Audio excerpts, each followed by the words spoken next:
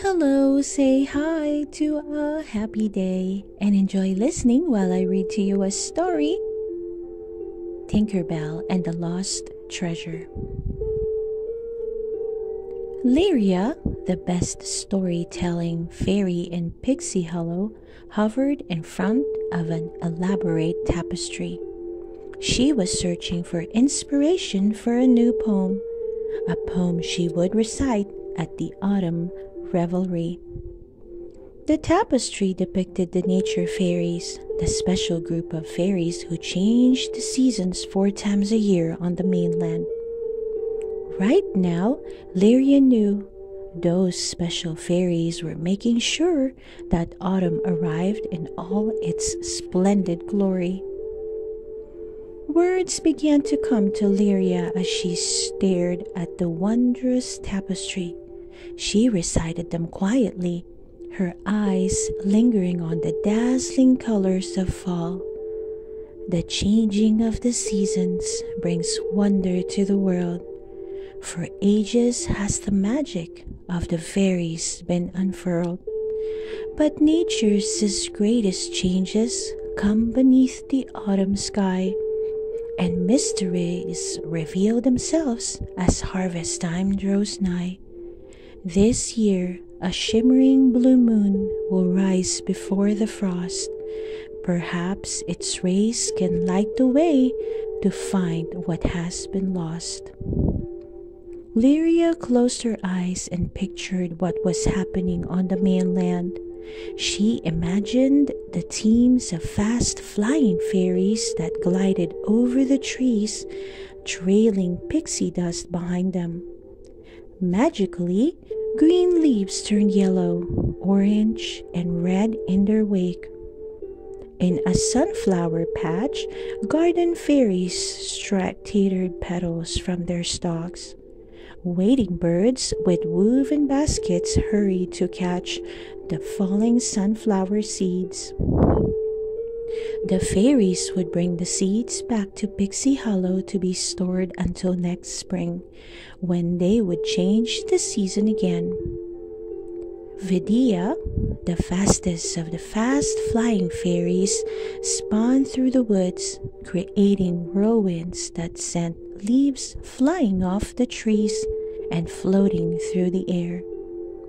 Beck, an animal fairy, darted from tree to cave, tucking in the hibernating creatures for their long nap after making sure each one had eaten a large and nourishing meal. Fawn, another animal fairy, took charge of the migrating creatures. She led a group of geese down a long runway.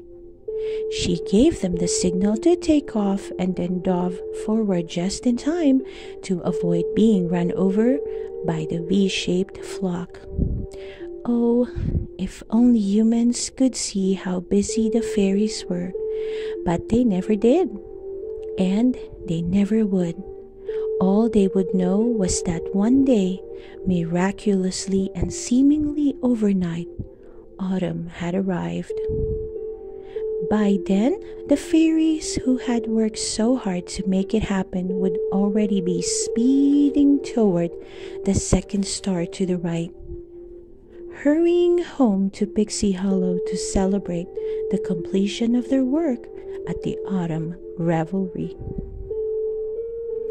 Back in Pixie Hollow, the Dust Keeper fairy Terence zoomed back toward the dust distribution depot at top speed. There was a lot to do.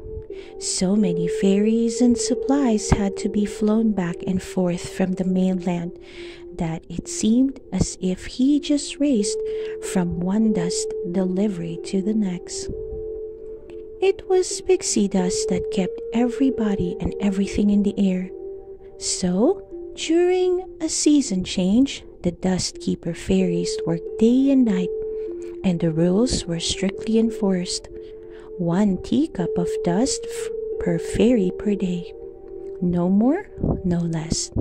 Every particular was precious. Terence flew into the bustling depot where the pixie dust was prepared for distribution. He landed next to his friend Stone, who was standing on the production line. "Good morning, Stone." "Hey, Terence," Stone answered, glad to see his buddy. The two friends tossed bags back and forth like jugglers before depositing them neatly on the conveyor belt. Before they could resume their game, Fairy Gary came marching through, the barking orders at the top of his voice. "Come on, let's go. Flap your wings." Those fairies on the mainland would be able to fly home without pixie dust. "Terence, have you delivered the pixie dust rations to the scouts yet?" "Yes," Terence answered. "I just finished today's." "Remember," Fairy Gary said, "1 cup each. No more, no less." Terence nodded. "I know, Fairy Gary." On the other side of the depot, the timekeeper pulled a lever that sent a sleeping beetle into a flower amplifier. The startled beetle awoke with a loud buzz, signaling that the shift was over. Terence prepared to fly away. "Where are you off to?" Fairy Gary asked as they smiled slyly at Bolt and Flint, two other dust keepers. "Oh, just doing some errands and stuff," Terence answered evasively. Bolt gave Flint a knowing wink. "Errands, huh? And stuff?" Flint reminded Bolt. Terence knew they were teasing him about his friend Tinkerbell, but sometimes it was just better to play dumb. "Why are you guys talking like that?" Flint and Bolt grinned and answered as one. "No reason." "Say hi to Tinkerbell," said Gary Fairy with a smile. Terence flew away, determined to ignore their teasing and make a dignified exit. Unfortunately, blam bang boing, he flew straight into a shelf full of pots. The other dust keepers laughed when Terence emerged from the mess with a rubber band around his neck. Even Terence couldn't help laughing. He removed the rubber band. "Is it okay if I take this?" Fairy Gary grinned. "Sure." "Thanks. See you tomorrow." Terence took off, heading for Cavendish Stream, where Tinkerbell was working on a new boat. Tinkerbell was brilliant. She was imaginative. She was stubborn. Sometimes she was just plain crazy.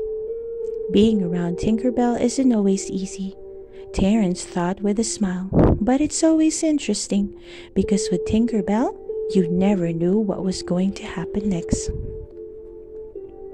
Tinkerbell's projects were so exciting that her friends wanted to help, whether she wanted them or not. Today, Tink had two assistants working on the boat project. Cheese, an extremely helpful mouse, and Flutter, a not-so-helpful bird. Flutter went well, but he kept accidentally dropping hammers near Tinkerbell's head. The boat, which was made of a hollowed-out gird, sat perched on a ramp. Tinker quickly slid underneath the boat to check the paddle wheel. "Try it now, Cheese." Cheese pedaled, and the paddle began to turn. "That's it. Keep going, keep going." "Special delivery for Tinkerbell," called out a familiar voice. Tink scooted out from beneath the boat. It was Terence. "Hey, who's your best friend that always delivers?" he asked. "Iridissa?" Tink answered promptly. "Nope, try again." Tink cocked her head and pretended to think hard. "Fawn?" "Me," Terence said, his face falling. Tink grinned so that Terence would know she had been teasing all along. "Just kidding," she gestured to her boat. "What do you think about the Pixie Dust Express?" "The guys are going to love this back at the depot. Sure is going to help out on the river outpost deliveries." "What's that stretchy thingy?" Tink pointed to the rubber band Terence was holding. Terence handed it to her. "I thought you could use it for your motor." Tinkerbell took the rubber band and stretched it, and stretched it, and stretched it until It pulled itself back into shape and sent Tink spinning into a tangled twist. Tink was impressed with the force and the speed. I think it's going to be perfect. Tink and Terence would the rubber band tighter and tighter around the paddle wheel. Flutter and a bee brought a twig clip to hold it in place. Tink hopped into the boat and took the wheel. All right, Cheese, ready to launch. Cheese released the brake and the boat slid gently into the water. It floats, Tink cried happily. Cheese, Flutter, and the bee all made chirping, buzzing, and cheering sounds. Terence quickly fashioned the leaf into a kayak and paddled beside Tink. Ready for the official test run? Don't worry, I'll be right next to you. All set. Tinkerbell nodded. Check, she replied eagerly. Let her rip, Terence said. Tink pulled the ripcord and the boat took off, kicking up a huge wave that washed over Terence and his leaf kayak. Terence swallowed a mouthful of water and sputtered as his boat began to sink lower and lower. Tink hoped Terence could stay above water long enough to see what a masterpiece of engineering her boat was.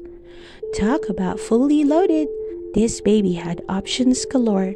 And now for the hydro drive, she shouted. Tink pulled another lever made of a twig. Wings made of bark unfolded from the sides of the boat, and skis popped out of the bottom. Tink loosened the rubber band, and the paddle wheel began to spin like a fan.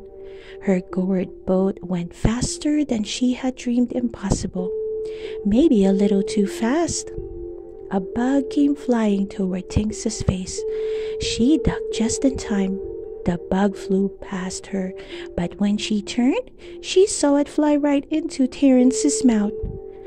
He cried as he spit the bug out. Tink whipped her head around to face forward again. Her eyes widened. Oh no! The boat was approaching the other side of the river. The skis snapped off as the gird went skidding up the boat, gaining even more speed. But the boat kept going and going and going, heading straight for a tree. Tinkerbell closed her eyes and waited for the crash. But instead of crashing, the boat kept moving, buzzing its way up the tree's trunk until, slowly but surely, it ground to a halt in the uppermost branches. Tink opened her eyes. She couldn't believe it. This was amazing. Outstanding. A miracle. Not only was she still alive, but the boat was in one piece. A little tinkering, a little fixing, and everything would be just fine. Well, everything would have been fine if it just hadn't been for that darn gravity thing.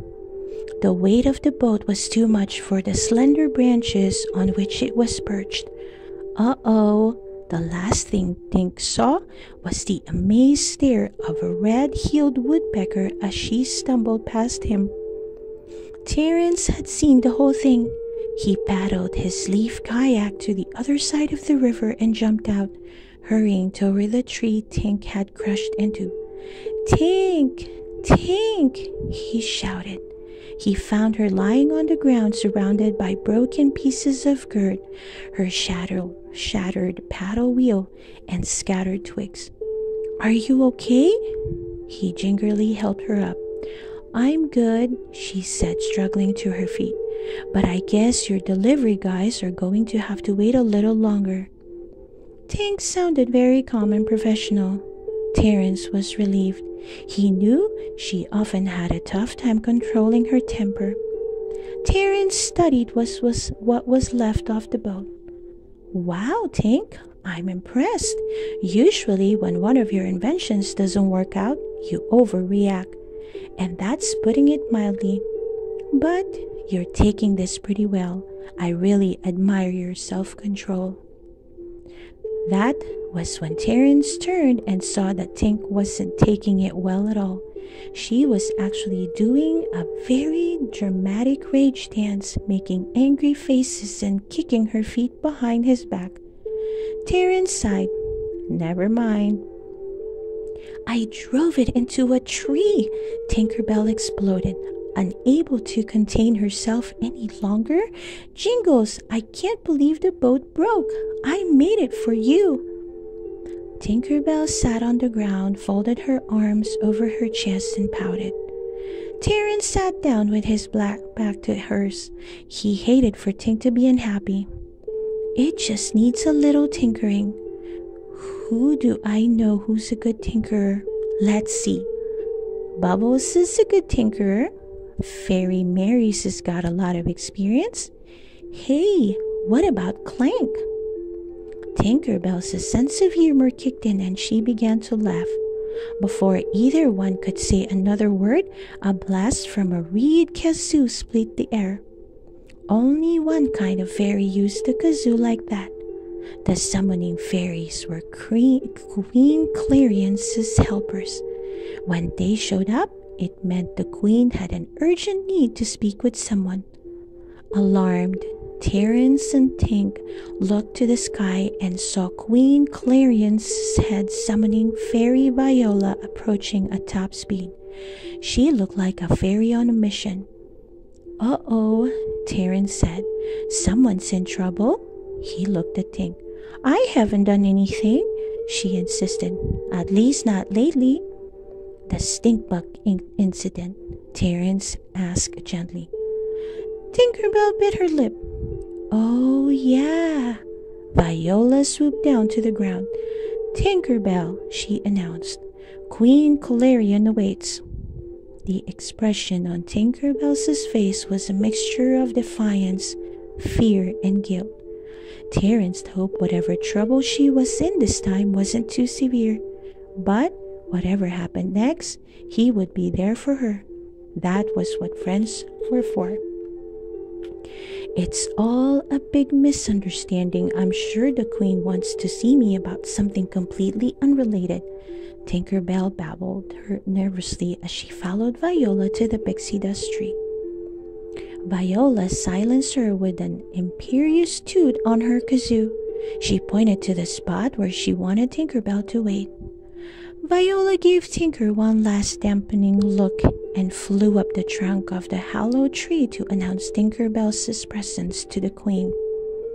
As soon as Viola was out of sight, Tinkerbell ducked into the trunk and strained to listen to what was being said in the queen's chambers. She could hear Queen Clarion's low, melodic voice and the voice of Fairy Mary. She had Tinker Fairy. There was also a third voice, a male voice. Who was that? Fairy Mary, are you certain? The voice asked. Whatever do you mean? Fairy Mary replied. Only that Tinkerbell, while undoubtedly talented, is also... The voice trailed off. Mary Fairy finished his sentence. A hot head? Flies off the handle? Yes, the male voice agreed. Tinkerbell gulped. She was definitely in trouble. She wasn't sure with whom. Fairy Mary continued. I believe she deserves a chance, Minister. Minister? Tinkerbell gasped. Now she recognized the voice. It was the Minister of Autumn. Oh no! Was he mad at her too? Who knew he cared so much about stink bugs?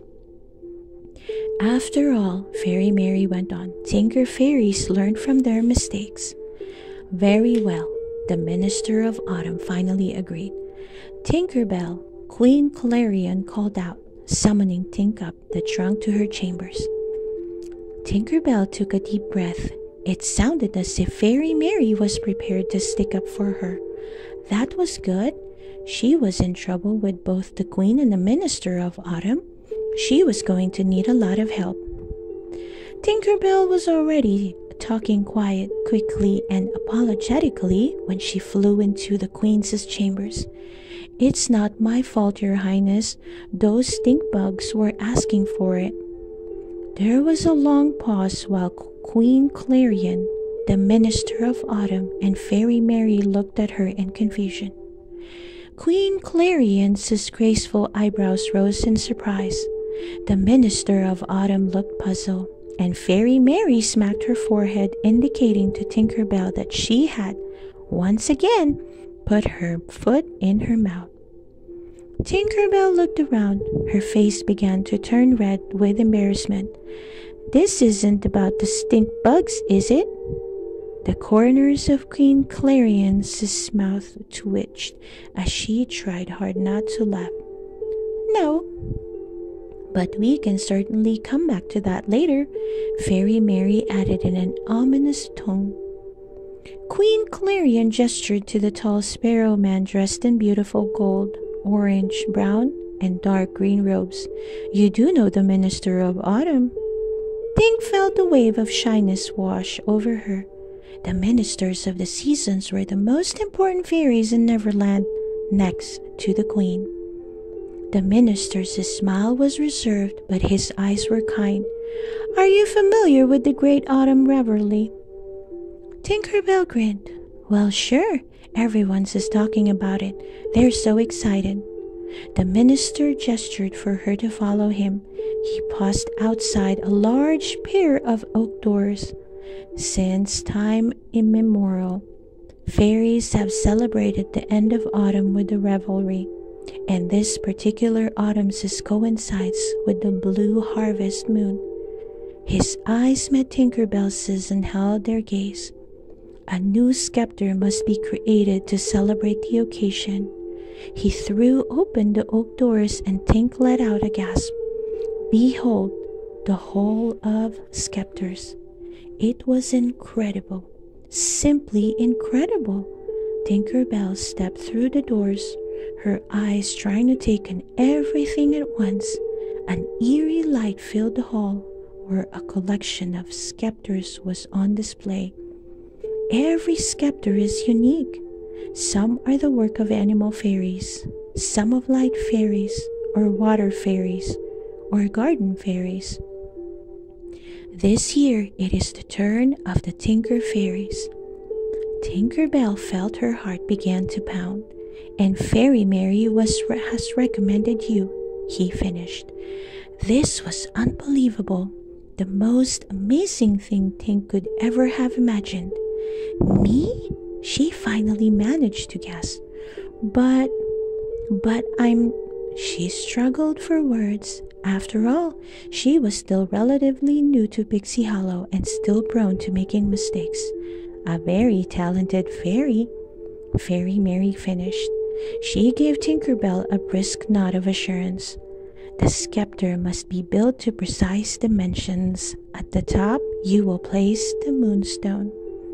The minister led Tink to an ancient tapestry and pointed to the depiction of the autumn revelry under a full blue harvest moon. In the tapestry, moonbeams passed through a round gem and emerged as blue pixie dust. When the blue moon is at its peak, the minister explained, its rays will pass through the gem, creating blue pixie dust. Queen Clarion took up the tale. The blue pixie dust restores the pixie dust tree. Like autumn itself, it signals rebirth and rejuvenation. We are relying on you, the queen said to Tinker Bell in a soft but commanding voice. In the center of the chamber, a large case sat on the table. Fairy Mary opened it, and they all gazed upon a gleaming blue stone carefully cushioned on the pillow.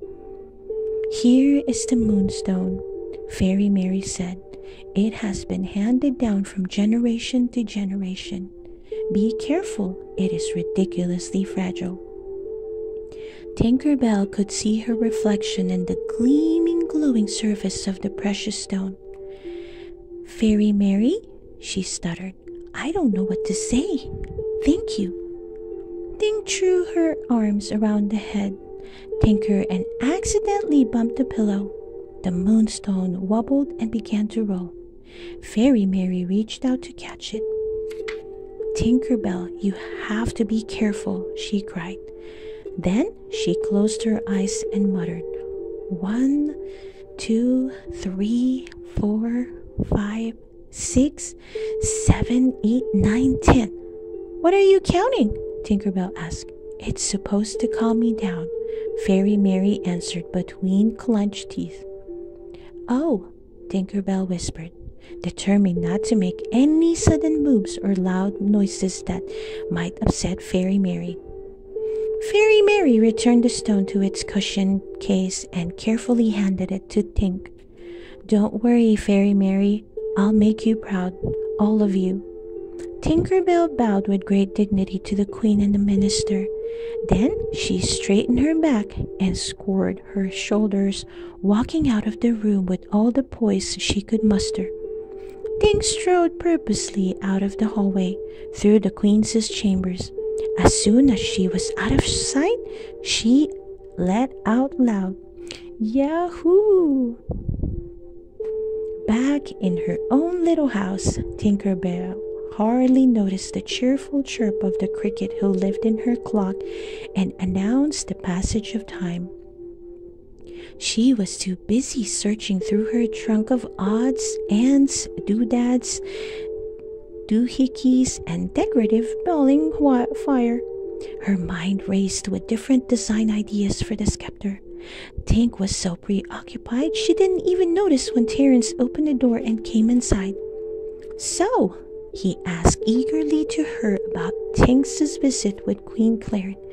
Terence, you're never going to believe this. Guess what? Go on, she urged. Guess. Terence rubbed his jaw thinking, well, I have been picked to make the new Autumn Scepter. She blurted out, Me! She flew straight into the air and turned a gleeful somersault.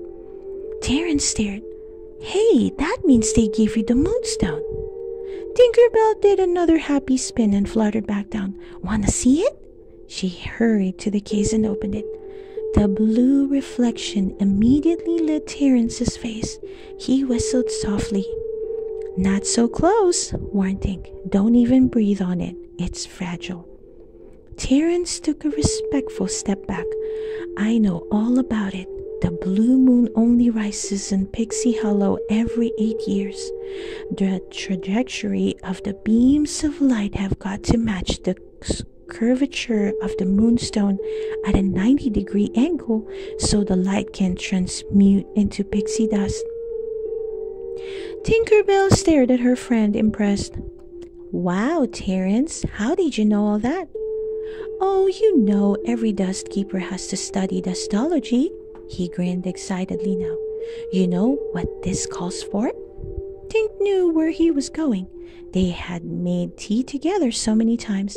They had it down to a dance and a science. Tink got out of the tea market. 2 cups of... Terence placed the cups carefully to the counter. Chamomile tea with extra honey.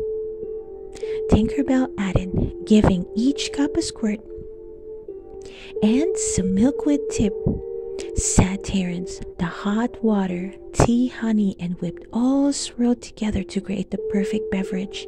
Tinkerbell and Terence clinked their cups together and each took a sip, savoring not just the tea, but also their friendship and their ability to work in harmony.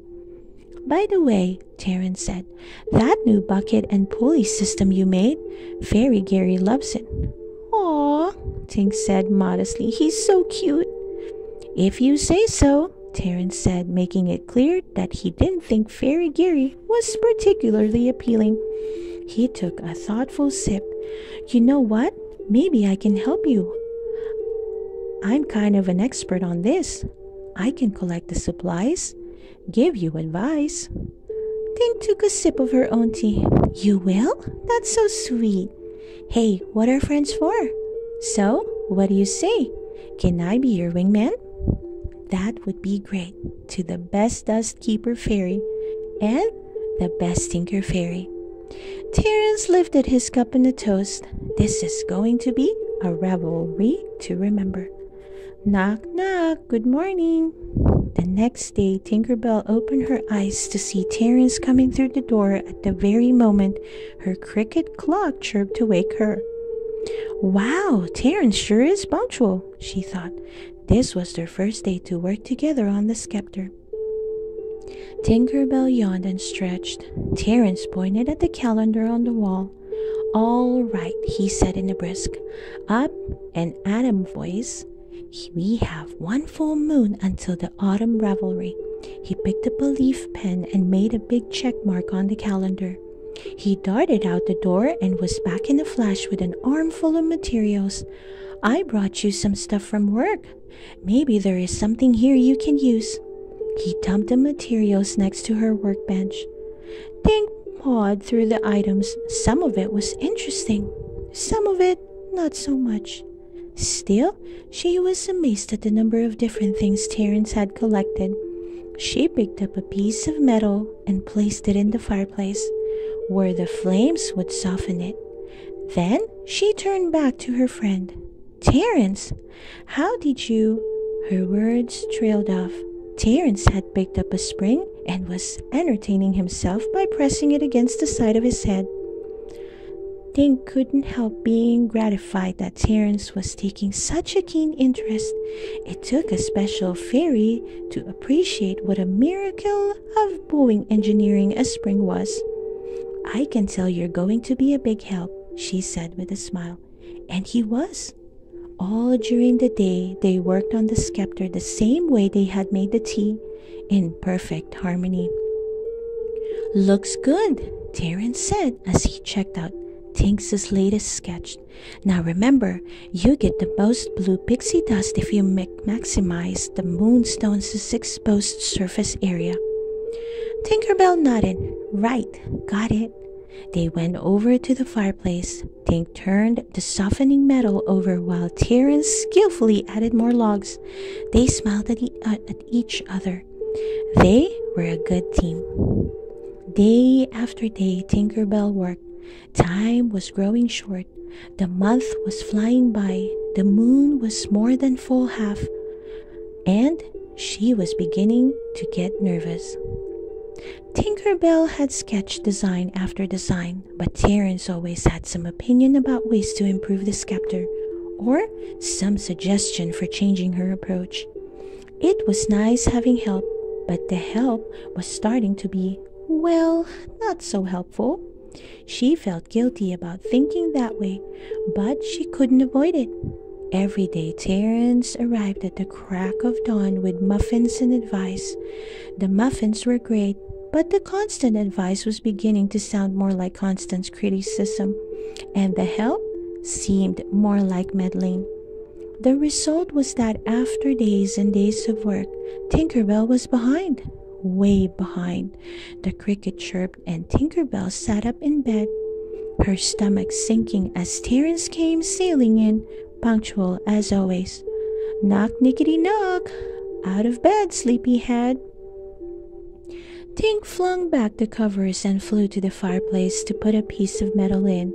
Before she could even position it, Terence was beside her, stalking the fire with the bellows. You've got to keep the fire nice and hot, he told her, which he really didn't need to, because if anybody knew that a fire had to be nice and hot, it was Tinkerbell.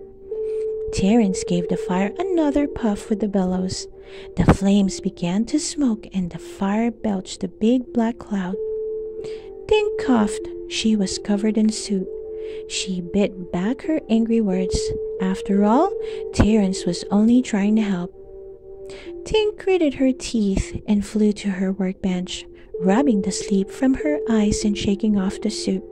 She needed every second to complete her task. She could eat breakfast later. She picked up the scepter. The base was looking good. The ornate decorations were delicate, but not too fuzzy. While she studied it, planning her next move, Terence came up behind with her broom, forcing her to move while he swept. Tink cleared her throat and made a great show of being preoccupied, but Terence didn't take the hint. He continued to sweep around her, here, there, under her feet, under her elbow. She tried to avoid him by moving, but he just followed her wherever she went. Excuse me, Tink, you should really try to keep that workspace clean. Let me just get that little bit right there. Tink let out a loud sigh and moved to the end of her bench. Just one more, and Tink sighed yet again. She moved even more and fell right off the bench. Terence looked down at her in surprise. Whoa! Tinkerbell gritted her teeth. She tried Fairy Mary's calming trick. 1, 2, 3. Why are you counting? Terence asked. Then, without waiting for an answer, he turned and continued sweeping. Tink knew she had had just about all the help she could stand, but when she looked at the calendar, she swallowed her anger. Only a few days left. Only a few. She could do it. She could finish. All she had to do was concentrate and get it done in spite of Terence's help. Over the next few days, Tinkerbell kept her irritation and anger at bay, determined not to let Terence know that he was driving her absolutely positively crazy. By the end of the week, she was almost finished with the scepter. Tinkerbell was very proud of herself. She had never worked so hard on anything in her life, not on the scepter or on controlling her temper. Terence hovered, peering over her shoulder. Watch your anger there, he cautioned. It was all Tink could not do was scream.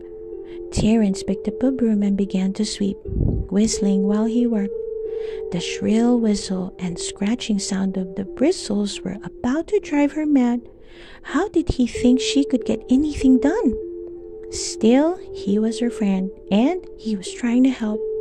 Tinkerbell held the scepter in her hand. It was almost finished. It was a masterpiece of elegant curves and graceful lines. She wanted to make sure it was finished well before the revelry so that Mary Clarion, the Queen Clarion, and the Minister of Autumn could inspect it. Tink wanted it to be 100% perfect. Terence buzzed around, sweeping, tidying up, and driving Tink nuts. But right now, she refused to let herself be distracted. It was time to add the last most important touch of all, the moonstone. Tink opened the case containing the fragile gem. Just then, Terence picked up the bellows and began pumping the fire.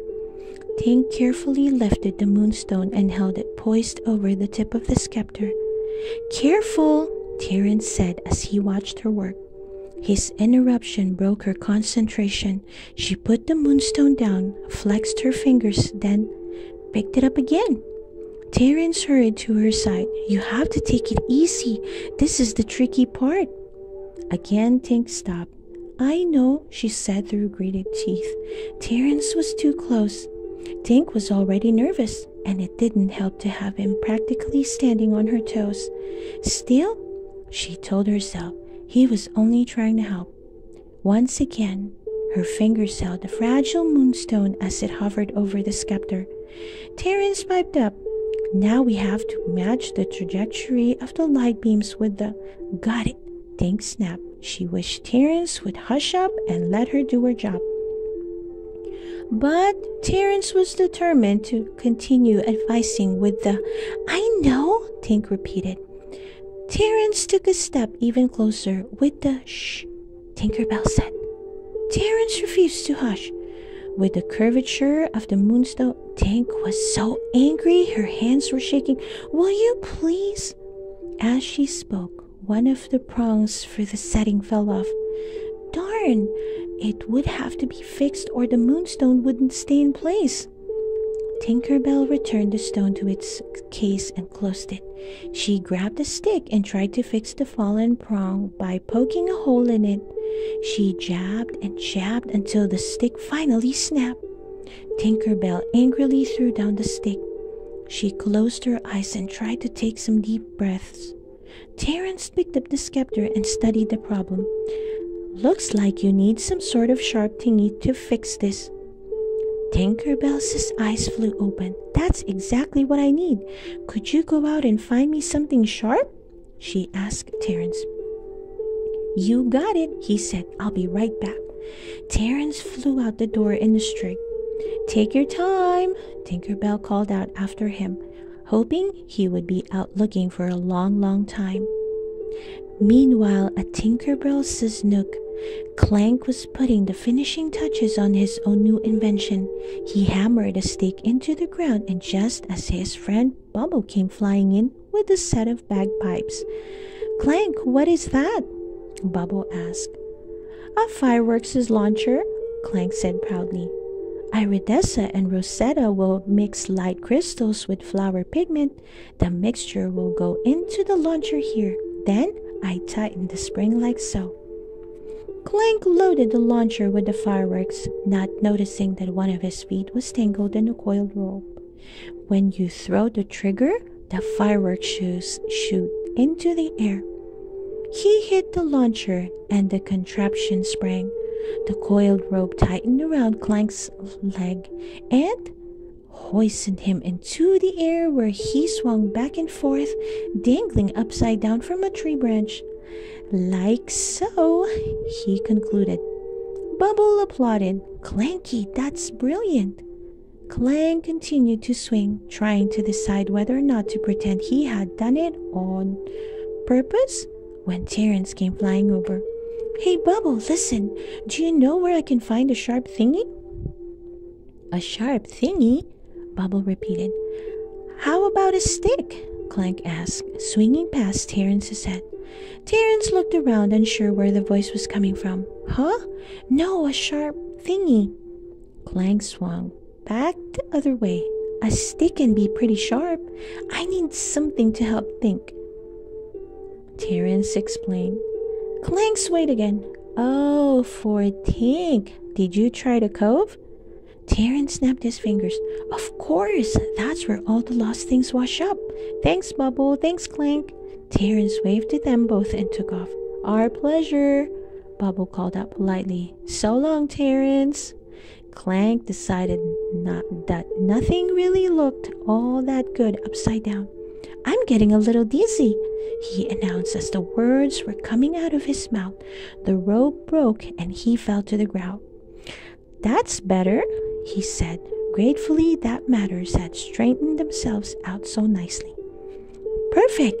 Tink stepped back and admired her work. With Terence out of the way, she was making speedy progress. Ever so carefully, she placed the moonstone on the scepter's tip. She blew on it and gave it a polish. And now, for the finishing touch, a spattering of silver shavings. Tinkerbell placed the scepter in a special stand made out of a spool and went to her supply chest to find some shavings. She had just put her hand on a little box of spare shavings when she heard Terence. "Hey, Tink, I'm back." She turned and saw Terence rolling a huge compass through the door. "What is this?" she demanded. "It's your sharp thingy," Terence said happily. Tinkerbell could feel her temper rising, so she counted quickly. 1, 2, 3, 4, 5, 6. It was no use. She was too mad. "Terence, this is not sharp. This is round. It is in fact the exact opposite of sharp." Terence didn't seem to be listening, but if you look inside it, Tinkerbell cut him off. "I need to work, okay? Now would you please get this thing out of here?" She bumped her hip against the compass to get it out of the way, and it began to roll, straight toward the spool and the scepter. The compass knocked into the scepter. The scepter hit the floor, and the moonstone popped out and rolled across the room. Terence quickly leaned down and scooped it up. Across the room, the compass began to wobble like a coin standing on its edge. Tinkerbell watched in horror as the compass fell sideways on top of the scepter, shattering it. The silver shavings fell from Tinkerbell's hands. "My scepter!" "Tink," Terence pleaded. Tink picked up a fragment of the broken scepter. So much work, so much time, so much care, and now it was all for nothing, and it was all Terence's fault. She snatched the moonstone from him and exploded. "Ow, Terence, just go!" What? You brought this stupid thing here? You broke the scepter? This is your fault. Terence stared at her in disbelief. Tink, I was just trying to be a good friend. Go away, leave me alone. Terence's face hardened. Fine, and this is the last time I try to help you. He flew out the door without so much as a backward glance. Tink placed the moonstone safely on the soft cushion next to the fallen compass and began pacing. She was fuming. She looked at the calendar. Only a few more days left until the autumn revelry. What was she going to do? Enraged, she hauled off and kicked the compass with all her strength. Mistake! Big mistake! Ouch! Ouch! She cried. She hopped around in pain and then, oh no! The compass cover popped open and landed right on the moonstone, breaking it into bits. Tink's eyes grew large.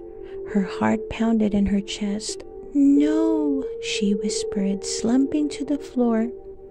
This was a disaster beyond imagining. A catastrophe that not just for Tinkerbell, but for all of Pixie Hollow. Without the scepter and the moonstone, there would be no blue pixie dust. The pixie dust tree would perish. There would be no flying, no traveling to the mainland, no changes of seasons. The world of fairies would come to an end. What was she going to do? Her eyes fell on her workbench and her scattered tools. She took a deep breath. She would do the only thing she could do. Get back to work. Down at Lily Pad Pond, Terence was trying to blow off steam by tossing some stones. I kept her workplace clean, brought her food, stoked the fire, searched high and low for a sharp thingy, and she didn't even say thank you?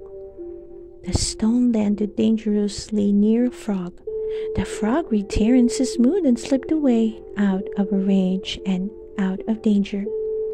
Terence skimmed another rock, narrowly missing Silver Mist and the Sparrow Man, who were flying over the pond. Whoa! Silver Mist protested. Terence picked up the biggest rock he could find and tried to hurl it. But the rock was so large, it sent him reeling backward. Silver Mist flew over and shook her head. I know some rock fairies who are going to be pretty upset. There are no rock fairies, Terence grumbled. I know, but if there were, they'd be upset, Silver Mist replied. Are you okay? Yeah, I'm great. Why do you ask? Terence said. He immediately regretted his sarcastic tone. I'm sorry I had a fight with Tink. Silver Mist sat down beside Terence. What happened? There was an accident, and she just exploded. Silver Mist turned pale. She exploded? No, I don't mean like that. I meant she yelled at me. Silver Mist chuckled. Did she turn red? Well, of course she turned red. It's Tink. Silver Mist waved her hand dismissively. Just give her a chance to cool off. Terence nodded. Yeah, you're probably right, he agreed. But in his heart, he had his doubts. He glanced over his shoulder at Tink's house, wondering if the smoke he saw rising from the chimney was coming out of the fireplace or out of Tink's ears. Inside the house, Tinkerbell was hard at work. With great precision, she used a pair of tweezers to try to put the moonstones back together. She dipped a piece of broken moonstone in some sap and moved her magnifying glass for a better view. Carefully, very carefully, she tapped it, and the whole thing fell apart. Tink hung her head in defeat, but she jerked it up when she heard a voice calling out to her. Hello, Tink. Clank and Bubble were standing in the doorway. Quick as lightning, Tink swept the moonstone fragments into a bag. We came to see if you wanted to join us for fairy tale theater, Clank said. Bubble nodded. We figured you could use a break. Break? Tinkerbell squawked. Nothing's broken. What do you mean? What do you know how? She saw their confused face and caught herself. Sorry, busy. You know, the revelry, Autumn Scepter and whatnot? Clank grinned. I can't wait to see that scepter. Is it as beautiful as I imagined? Uh, Tink was lost for words. Clank beamed. Terence told us it's amazing. We are so proud of you. Tinkerbell began gently herding them back through the door. Look, guys, I really don't have time. Bubble nodded. Try not to worry, Tink. We'll tell Fairy Mary you couldn't make it. Fairy Mary? Oh, what did Bubble mean by that? Well, sure, you know her, Bubble said. She never misses fairy tale theater. Bye-bye. As soon as Clank and Bubble flew away, Tink peered into the bag. She stared at the moonstone fragments and started thinking. Suddenly, she had an idea. Clank, Bubble, wait for me, she shouted. Tink soared out the door as fast as she could to catch up with her friends. By the time she got to Fairy Tale Glen, the place was packed. Tinkerbell made her way through the crowd until she found the head tinker, Fairy Mary. She began in a breathless voice. Tinkerbell, I wasn't expecting to see you tonight. Have you finished the scepter? Fairy Mary asked. Not exactly, Tinkerbell began. I was wondering, I have to ask you. Yes? It's about the moonstone. What happened to it? You didn't lose it. Tell me you didn't lose it. I didn't lose it. Oh, good. But I was thinking, if using one moonstone creates blue pixie dust, using two would create an even more. Do you have another moonstone? Fairy Mary chuckled. That moonstone is the only one found in the last 100 years, and thank goodness we found it. Without the blue dust, the pixie dust tree would grow weak, and things would be pretty tough around here, believe you me. Tink's legs turned to rubber and she fell backward. Fairy Mary hurried to help her up. Are you okay? You look sort of pale. Wait, I know what's going on. You do? You've been working too hard. What you need is a little theater. Knowing you, you'd probably redo the whole scepter if you could. Is that an option? Tink asked with a nervous laugh. That sound of chimes informed them that the show was about to begin. It was time to find seats. Oh, Tink, Fairy Mary laughed and grumbled. Tinkerbell's hand, pulling her into the crowd. Fairies poured into the Woodland Theater, eager to see Lyra, the most talented storyteller fairy. When everyone was seated, an animal fairy stood and stuck up the bug animal orchestra. Frogs, crickets, beetles, peelbugs, and centipedes played an introductory piece of music. Music fairies played an overture with spider silk harps, gourd timpani drums, and flower whistles. Light fairies arranged themselves overhead so that colorful beams streamed down and illuminated the orchestra and the stage. Fairy Mary and Tinkerbell sat next to Bubble and Clank. Fairy Mary raised her opera glasses. How exciting! Bubble put fresh droplets in his dewdrop goggles. The chorus sang, Hush, fairies, shush, fairies, 'tis moment for ancient fairy lore. The beautiful music made Tinkerbell feel even more depressed. She was about to slip away when her friend Fawn squeezed in between her and Fairy Mary. Excuse me, Fawn whispered. Tink's nose began to twitch. What was that smell? She glanced at Fawn and realized that she was looking a bit sheepish. The smell was coming from her. Sorry, Fawn whispered. Skunk training. The music swelled. The crowd held its breath in delighted anticipation and gasped when an explosion of pixie dust materialized on stage. A rain of leaves came down and Lyria appeared out of the whirling colors. Lyria waved her hand, and a cloud of sparkling pixie dust formed animated images to illustrate her tale. A pirate ship appeared flying over the audience. A crew of menacing pirates prowled along the aisles and converged on stage. It was all part of the art of fairy stagecraft, but several of the bugs still dove behind the centipede for protection. Lyria began her tale, holding the audience rapt. It was a distant fall when the pirate ship arrived in Neverland. The dreaded fire pirates swarmed ashore, seeking the greatest and most elusive prize of all, a fairy. Lyria focused her electric gaze on Bubble, and his eye goggle droplets popped in fear. Fawn clutched Tink's arms. "Pirates give me the willies," she whispered with a shudder. Lyria waved her hand again, and the image of a fairy appeared. A giant hand came swooping down and snatched up the fairy. Lyria continued with the story. Far and wide the pirates searched until they found the fairy. They chased her, captured her, and forced her to lead them to the most magical treasure of all, the enchanted Mirror of Incanta. The image of an ornate hand mirror appeared in the air.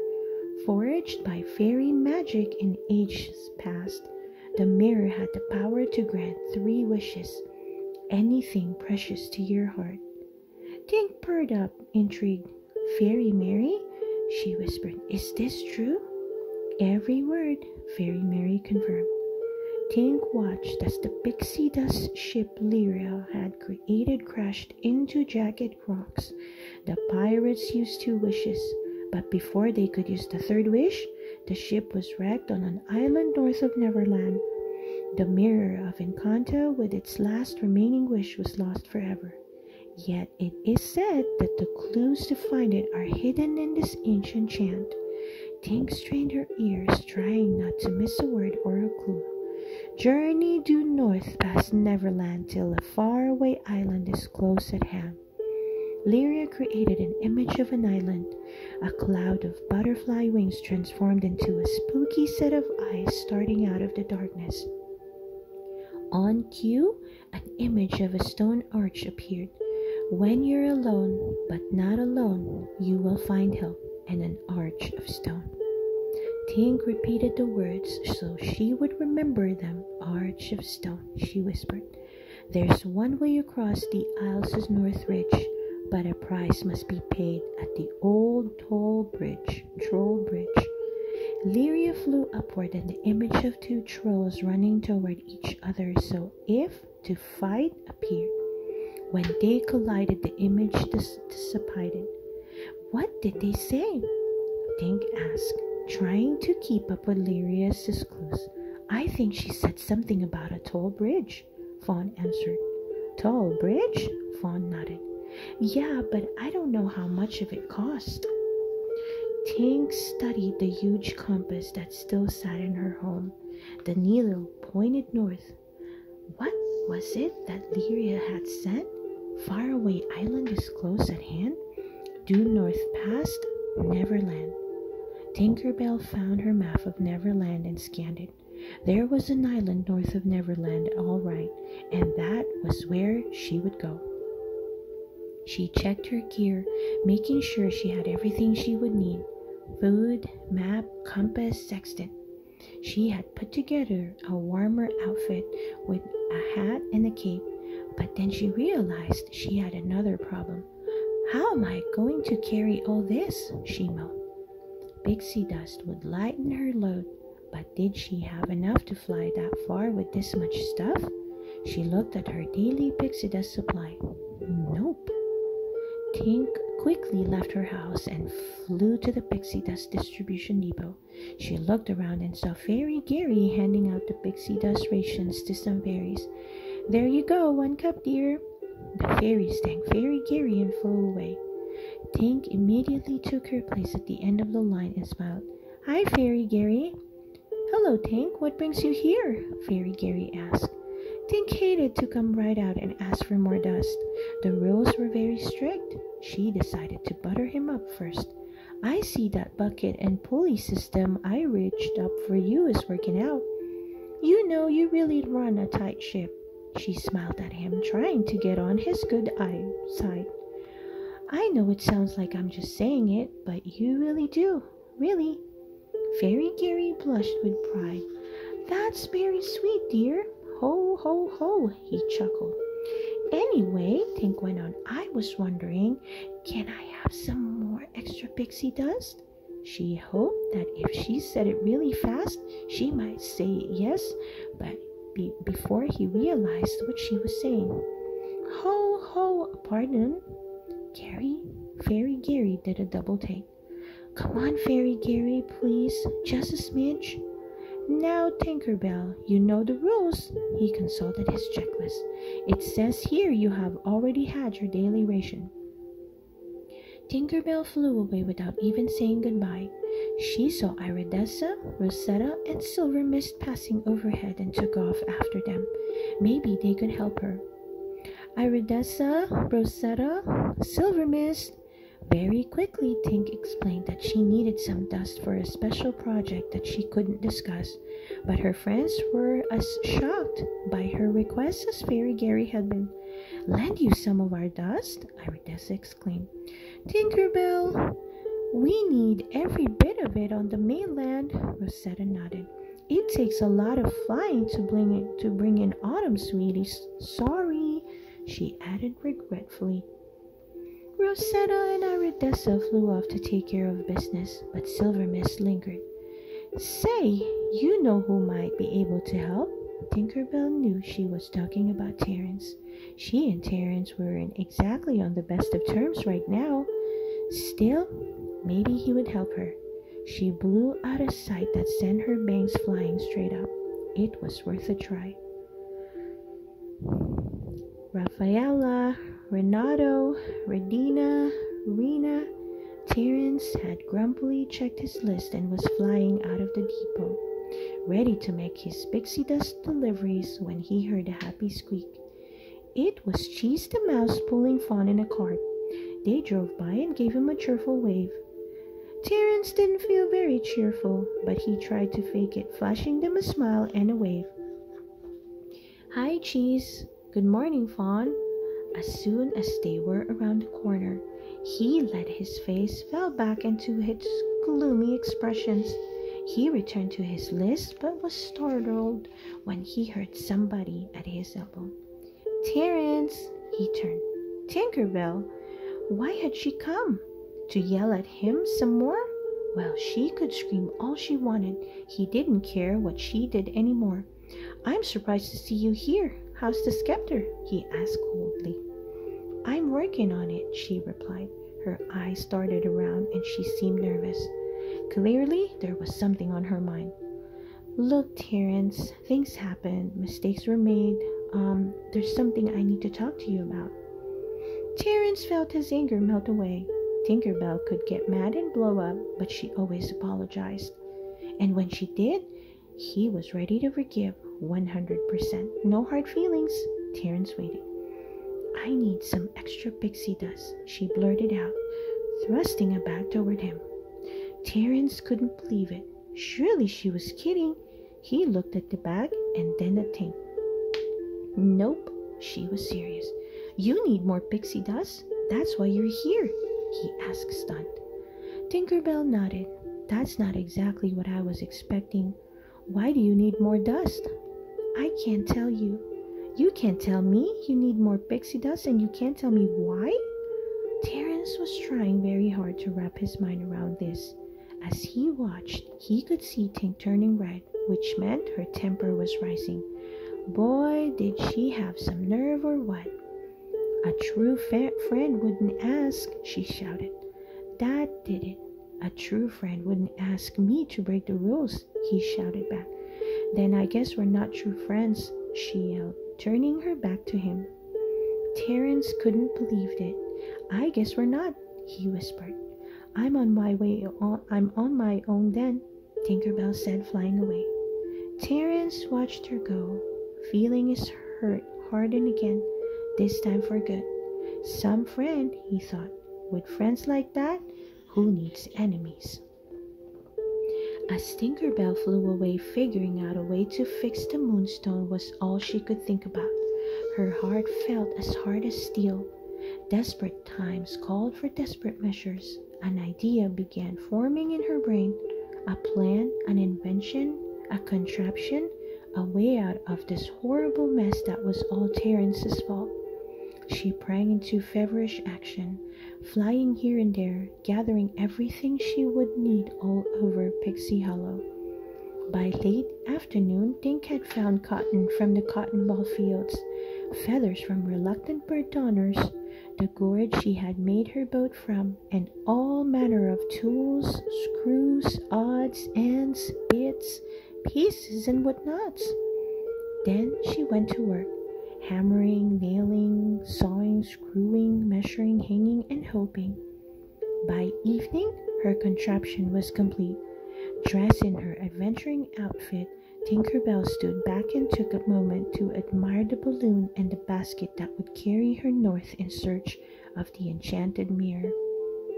She had crafted the balloon out of cotton balls. The hollowed-out gourd formed the basket. Pots and pans hung from the sides to provide ballast. She would drop them as she traveled to make the balloon lighter as the pixie dust began to lose strength. She didn't have much pixie dust, but what she had, combined with the cotton balls, wind, and clever management of her ballast, would have to be enough to lift her into the sky and carry her where she needed to go. Tink sprinkled the cotton with a bit of pixie dust, grabbed her provisions, and pulled up the anchor. Up went the balloon, up high over Pixie Hollow, up over the hilltops, up, Tinkerbell went, and then away. As day turned to night and the sky darkened, Tink relied on her sextant to get her bearings. "I just need an angle to moon with the horizon," she muttered, mainly to reassure herself that she was perfectly capable of making this trip on her own. "What difference does it make if it is pitch black dark?" she thought.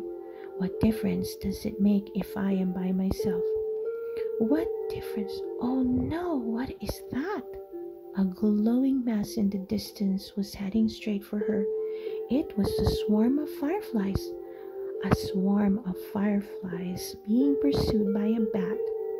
A swarm swept past Tink like a tiny hurricane of shooting stars. She ducked this way and that. A baby firefly smacked right into the rope. Tink moved to help him.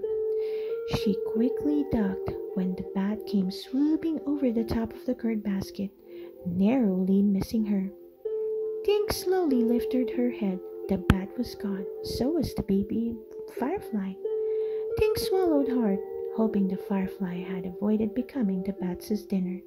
She checked the ropes on her balloon and adjusted her course, dropping a few pots and pans to get a little more lift. Once her nerves began to calm, she realized that the flutter in her stomach wasn't just fear. "I'm starving," she said in surprise. She leaned over and opened one of her supply bags. It was empty. "Why, boysenberry rolls, what happened to them?" She reached into another supply bag and heard a growl from inside. Alarmed, Tink withdrew her hand. "What in the world?" She leaned down to see what was in her bag. Suddenly, a light shone in her face, blinding her. Tink stumbled back as the bag giggled. She grabbed a large stick very carefully. She poked the bag and lifted the top. She peered inside and her mouth fell open. Inside the bag was a baby firefly. His stomach bulged and he let out a contented burp. Tink picked up the bag and dumped him out along with a batch of crumbs. "My cheese? My pumpernickel muffin!" She glared at the fat little firefly. She'd been worried that he had been eaten by the bat. Judging by this guy's appetite, though, it was probably the bat who should have been worried. Tink picked the firefly up and set him outside her now empty food bag. "Ouch, you! Go find your friends!" She gave him a little push, but the firefly fluttered at the edge of the basket. "Stop following me. I'm on a very important mission. I have 2 days to find the magic mirror and wish the moonstone back."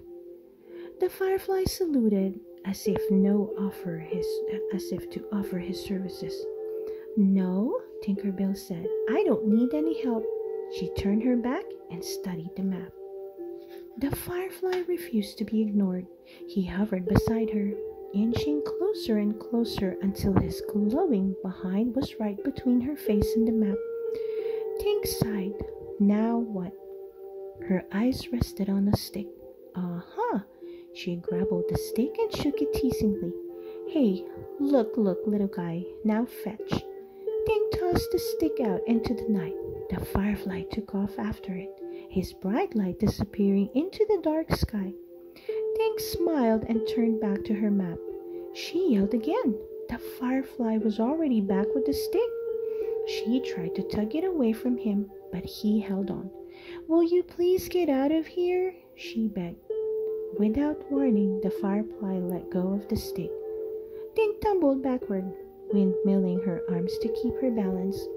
The stick caught the pouch of precious pixie dust and sent it flying overboard. "No!" Tink yelled. She jumped out of the basket and dove after it. Down, down, down she went, spinning and buzzing. Finally, she was able to grab the bag, slow her descent, and fly back. Once inside the basket, she glared at the firefly. It was like having another Terence around. She put her hands on her hips. She pointed away from the balloon. The firefly's wings drooped. His face fell. Sadly, he walked along the edge of the curd basket as if he were walking a plank. He looked back over his shoulder at Tink. Tink crossed her arms. She was determined not to give in. The firefly resumed his walk, wiggled his glowing backside, and then jumped. Tink hurried to the edge and looked out in every direction to make sure he was gone. He was? Good. Now maybe she could figure out where she was. She picked up the map and squinted at it. Boy, without the little firefly around, things sure were a whole lot darker. Suddenly, the map began to glow. Was it magic? No, it was the firefly. Tink lowered the map and found herself looking into the bugs' bleeding eyes. "Oh, all right," she said. "You can stay for now." He bounced around her like a happy puppy, caring and licking her face. Once he calmed down, Tinkerbell adjusted his position as if he were a lamb. "Just do me a favor. Stay right here. If my bearings are accurate, we should land soon." If they were going to be traveling companions, Tinkerbell decided they needed to introduce themselves. "I'm Tinkerbell. What's your name?" The firefly blazed his light brighter. "Blinky? Flicker?" she guessed. The firefly didn't look pleased. "Flash? Beam?" Still no enthusiasm. "Flare?" Now the little firefly looked downright across. "Well, how in the blazing bellows am I supposed to guess your name if—" Suddenly, the firefly perked up and quickly circled around Tink's head. She realized she was close. "That's it! You're Blaze. Kind of a toughy guy name. Are you a tough guy?" Blaze struck the post with his dukes up, but he didn't look at the least bit fierce. He looked as cute as, well, a baby firefly. Tinkerbell chuckled. "Okay, don't hurt yourself, tough guy." Blaze dropped his fist and smiled happily, his little tail light glowing with happiness. The next day, back in Pixie Hollow, the woods were abuzz with preparations for the revelry. Fairy Mary flew from one workplace to the next, her checklist in hand. So much to do, so little time. She watched with approval as Cheese the Mouse trotted along, pulling a cart filled with lanterns. Iridessa fluttered above. They worked efficiently as a team, hanging the lanterns among the trees. "That's it. Keep them coming," Iridessa urged. Cheese snatched the lantern with his tail and flung it into the air. Iridessa skillfully caught it and hung it from a branch. Got it. Next. Iridessa, how are those lanterns holding out? Fairy Mary called. Her voice distracted Iridessa and she missed the next lantern as it came flying up. Luckily, the lantern looped around and hooked itself onto the branch at the exact right spot. Good shot, Cheese, Iridessa said. She turned to Fairy Mary. We're almost done with the lanterns. Then I'll get Rosetta some light crystals for the fireworks. Fairy Mary nodded and went to check on Rosetta. The garden fairy sat on the ground, grinding flower petals into pigment with a mortar and pestle. I can't wait to mix them with my begonias, gardenias, and Rosetta wrinkled her forehead and snapped her fingers, trying to remember what the next flower was. Luckily, a sparrow man came flying behind her and was able to supply the answer. Forget-me-nots, he said. Forget-me-nots, right, I keep forgetting those. Clearly, Rosetta had things under control in her department. Fairy Mary turned her attention to Fawn, who was coaching a flock of butterflies on a bush. Fawn, show me how that 21 butterfly salute is coming along. Fawn turned toward the butterflies. All right, fellas, when I blow the whistle, you guys go on your mark, get set. But before Fawn could blow the whistle, the butterflies fluttered away in random directions, all except for one obedient little butterfly who sat at attention, patiently waiting for the signal. Fawn blew the whistle and off he went. She sighed. 1 down and 20 to go, she told Fairy Mary. Fairy Mary chuckled. Keep at it, she said in an encouraging voice. Fairy Mary knew that teaching butterflies wasn't easy. They tended to be, well, flighty. Silver Mist, she asked, what are you working on? Pollywog bubbles, Silver Mist beckoned Fairy Mary over to observe. The water fairy held a twig bubble blower over a water barrel. Okay, guys, she said. The tadpoles in the barrel began to blow bubbles in unison, all except the smallest one. The little tadpole took a big breath and blew. A large bubble surrounded him and he began to float upward. The tadpole stared out from the bubble in surprise and bewilderment. Silver Mist reached up and poked the bubble. The tadpole fell into her arms. She gently put him back in the barrel. There you go, she said with a laugh. Nicely done, Fairy Mary told her. Then she went to check on the fireworks launcher. She could see Clank and Bubble on the other side of the field working hard. Good sparrowmen, both she thought. But they often need very close watching. Is it ready yet? Fairy Mary called out. Clank nodded enthusiastically. Let her rip, Bubble commanded. Clank took a big swing at the rope trigger and the catapult scooped Bubble up and flung him through the air where he collided with the flower, making it fall backward. I'm okay, he called out to Fairy Mary. But as she watched, the flower sprang forward, sending Bubble flying back. Fairy Mary covered her eyes. She couldn't watch, but she could hear the crash, bang, boom of Bubble falling right into the jumble of building supplies. Still okay, she heard Bubble call out again, though his voice was considerably weaker. Fairy Mary let out a sigh. Oh well, she reflected. Dress rehearsals never go well. Everything would fall into place when the time came, and no matter what happened with the butterflies, tadpoles, or fireworks, at least the scepter would be a success. Tinkerbell was volatile, but she was also talented and dedicated. The new scepter was sure to be the most beautiful and magical ever designed, and the Tinker Fairies would have good reason to be proud. By sunset, Tink was journeying across the sea in her balloon. Time was running out. Only 2 more days until the autumn revelry. I don't understand, Blaze. We should have seen the land by now. Blaze was sympathetic but sleepy. He yawned. You go ahead and get some rest, Tinkerbell said. I'll take the first watch. Blaze didn't need to be told twice. He immediately curled up on a bag and fell asleep. His light flickered on and off in time with his gentle snoring. Tink took the rudder and stared out into the dark sky, trying to discern some sign of land. All she saw was the moonlight reflecting on the ocean surface below.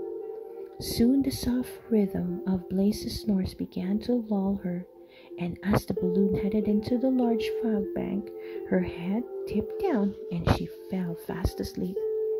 I'm awake, Tinkerbell yelled in startled surprise. She rubbed the sleep from her eyes. It was daytime, and the balloon had just collided with something, but what? She looked over the side of the basket. I'm in a tree? This must be the lost island, she cried.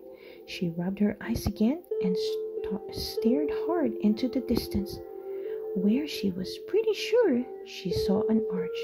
There it is, the stone arch from the story. Thrilled, Tink grabbed the anchor and hurled it off the balloon.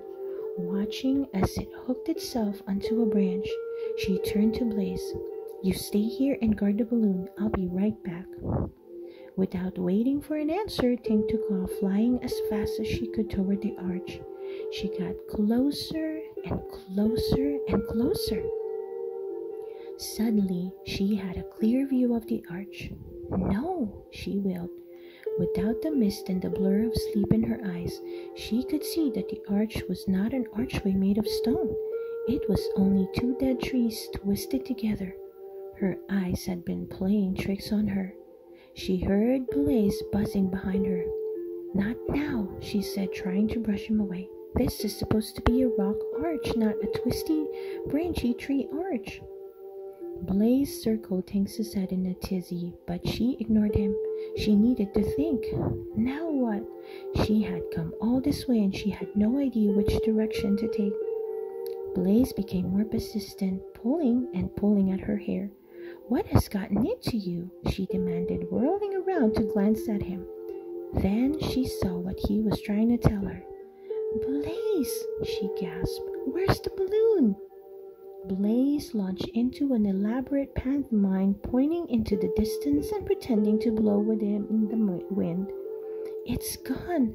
My compass, my supplies, my pixie dust. Why didn't you warn me? Blaze rolled his eyes and cocked his head as if to say, what do you think I've been trying to tell you? Tinkerbell felt her face got flushed. She hated it when other fairies or bugs were right. Okay, we'll get back to that later. Right now, we've got to catch that balloon. Tink fanned her wings and took off, with Blaze flying close behind her. The wind was definitely blowing hard, and Tink could see why the balloon had sailed away. A leaf came tumbling through the air and smacked the little firefly. Blaze! Tinkerbell cried. She turned to check on her friend, and second leaf smacked right into her, knocking her backward. Tink peeled it away, still going as fast as she could, only to fly into a thick branch. She hit her head hard, and the next thing she knew, the whole world went blank. When Tink came to, she was groggy and in the forest, sat up and looked around. To her amazement, she saw Terence and the compass. They were only a few feet away. Terence started toward her. Tink, I'm so sorry. Terence, Tink gasped. How did you get here? Terence didn't answer because he wasn't really there.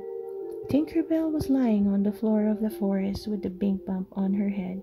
As if by some strange magic, she felt as if she had traveled back in time. She was watching Terence and herself arguing in her house. She saw the broken pieces of the scepter on the floor. You brought the stupid thing here? She shouted at Terence. You broke the scepter. This is your fault. Terence looked stricken and said, Tink, I was just trying to be a good friend. Go away, Tinkerbell yelled. Leave me alone." Terence's face turned from sad to angry. "Fine, and this is the last time I try to help you." He opened his wings and flew away, disappearing into the clouds. Tinkerbell immediately regretted her angry words. "Terence, Terence, no, come back, don't leave." Suddenly she realized that she wasn't really watching Terence or herself. She hadn't really traveled back in time. She had been dreaming. Now she was awake, alone and calling out for Terence. She shook her head to clear it out. What had happened? That she remembered? She had been chasing her balloon and had hit a tree. "Blaze, where are you, Blaze?" Tinkerbell's heart began to sink. She had been pretty harsh with Blaze. Maybe he had run away from her too, just like Terence. But Blaze buzzed over and hovered at her side.